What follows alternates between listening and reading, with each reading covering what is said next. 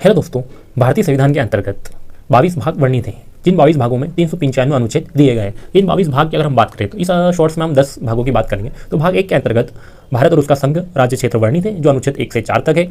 भाग 2 नागरिकता का वर्णन करता है, अनुच्छेद 11। भाग 3 मौलिक अधिकारों का वर्णन करता है, अनुच्छेद 12 से 35। भाग 4 नीति निर्देशक तत्वों का वर्णन करता है, अनुच्छेद 36 से 51। भाग 4A 42वें संविधान संशोधन अधिनियम 1976 के द्वारा संविधान में जोड़ा गया, जिसके अंतर्गत अनुच्छेद 51A में मौलिक कर्तव्यों का वर्णन किया गया। भाग 5 की बात करें तो संघ सरकार का वर्णन करता है, अनुच्छेद 52 से 151। भाग 6 की बात करें तो राज्य सरकार का वर्णन करता है, अनुच्छेद 152 से 237 तक। भाग 7 की बात करें तो इसे 7वें संविधान संशोधन अधिनियम 1956 द्वारा संविधान से हटा दिया गया, इसके अंतर्गत अनुच्छेद 238 वर्णित था।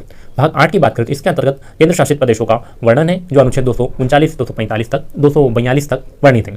भाग 9 की बात करें तो भाग 9 में पंचायती राज व्यवस्था वर्णित है, जो अनुच्छेद 243A से O तक वर्णित है। भाग 9A की बात करें जिसे 74वें संविधान संशोधन अधिनियम 1992 के तहत संविधान में जोड़ा गया, जिसके अंतर्गत नगरीय प्रशासन का वर्णन है, जो अनुच्छेद 243P से 243ZG तक वर्णित है। भाग 9B की बात करें जिसे 97वें संविधान संशोधन अधिनियम 2011 के द्वारा संविधान में जोड़ा गया, जिसके अंतर्गत सहकारिता समितियों का वर्णन किया गया। इसके अंतर्गत अनुच्छेद 243ZH से 243ZT तक वर्णित है।